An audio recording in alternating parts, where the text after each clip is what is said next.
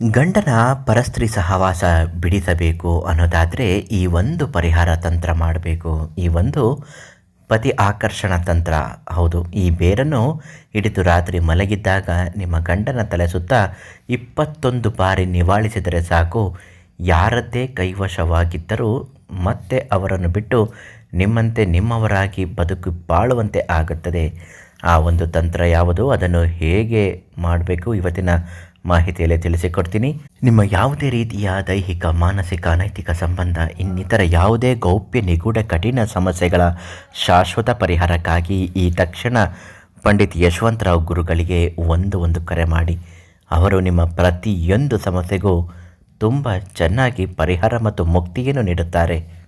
ಯಾವುದೇ ಕಾರಣಕ್ಕೂ ನಿಮ್ಮ ಗಂಡ ಪರಸ್ತ್ರೀ ಸಹವಾಸ ಮಾಡದಂತೆ ನೋಡಿಕೊಳ್ಳಬೇಕು.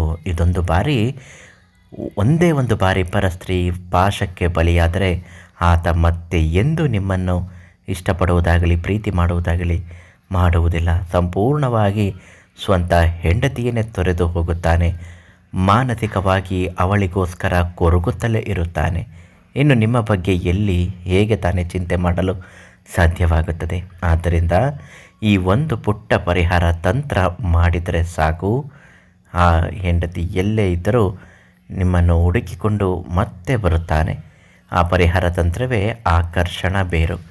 ಈ ಆಕರ್ಷಣ ಬೇರನ್ನು 31 ಬಾರಿ ಅವನ ಹೆಸರು ಅವಳ ಹೆಸರನ್ನು ಹೇಳುತ್ತಾ ನಾಶನಂ ಸಂಬಂಧ ನಾಶನಂ ಕುರು ಸ್ವಾಹ ಅಂತ ಹೇಳಬೇಕು.